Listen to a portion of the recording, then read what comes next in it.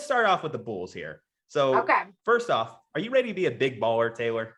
I am. I'm ready. I'm excited. And I'm actually very shocked by what the Bulls did in free agency. Because what they've done so far, I was not expecting at all. Yeah, they've missed the playoffs the last 4 seasons. Yeah. But here they are making some big time money moves. Lonzo Ball, Demar Derozan comes over in a sign and trade. Nikola Vucevic came over last March, but he's a big part of their rotation now. Right. And then, of course, signing the GOAT, Alex Caruso. How times have changed from Michael Jordan to Alex Caruso. I don't know his name to add that extra emphasis of Michael Jeffrey Jordan to Alex Caruso, but here we are. Bald guy on the basketball court in Chicago, putting up points. I dig it. Some things just relate. Anyway, what do you think about the Bulls' chances this year in the Eastern Conference? I think so I was actually, when they signed Lonzo Ball, I was pleasantly surprised. He started off a little rocky and underperformed when he was the Lakers. Then this last year, when he was at the Pelicans, he really worked on his shooting, especially like from 3-point range. So I feel like him coming into Chicago, that's going to help take some of the pressure on offense off Zach LaVine, which I think is going to be super helpful. So I saw that as a positive. And then, like you said, DeRozan comes in. So that's another great one. And then we've got Caruso, which is going to help out defensively. So I'm thinking that the Bulls are obviously hoping for bringing all these guys in and spending some money during free agency, that they are going to be able to make a playoff run in the Eastern Conference. I would like to hope that that's going to be the case if everybody stays healthy and performs up to where they think they will. So I think that they've made some huge improvements, and I could see it happening.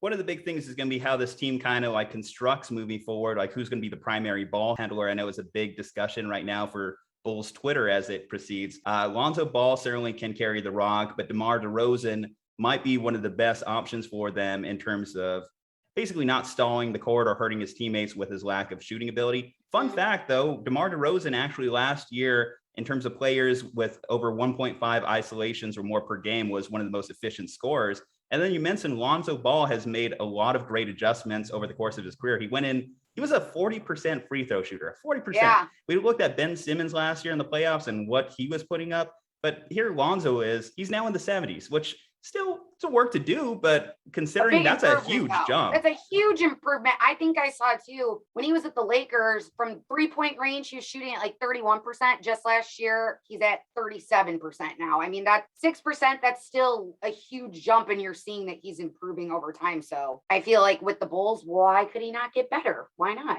Let's do a little exercise, though. In the East, who are they better than? Because obviously to make the playoffs, someone has to not make the playoffs. So obviously we're going to lock in the Nets in the Bucks, of course. Definitely. The Heat were very active in free agency. You have to assume they're going to be back.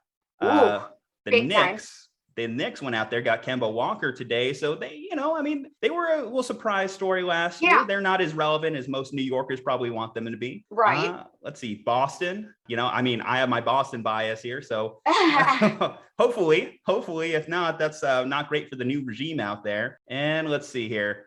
You got, who else was in there?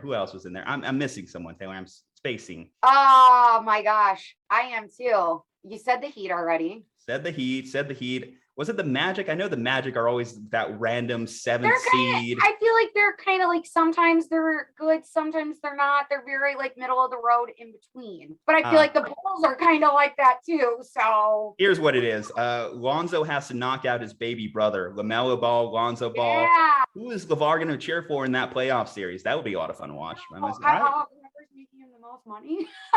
Fair enough. I think when they had the all in the family, the ball in the family thing, there was that weird like exchange between Lonzo and LeVar. But hey, LiAngelo might actually got his chance on an NBA team this year. Yeah. All the Ball brothers on the same court.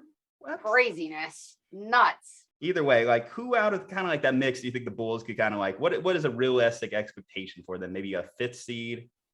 I think so. And like we were saying, like teams that maybe wouldn't make it that did last year. I feel like, I know like you're saying, the Knicks got Walker and everything like that, but I feel like overall in free agency, they've been losers as opposed to some of these other teams in the East that have really seemed to be bigger winners, I think. So I think that is a team that you could see possibly not making the playoffs, and maybe the Bulls will be better than them this upcoming season.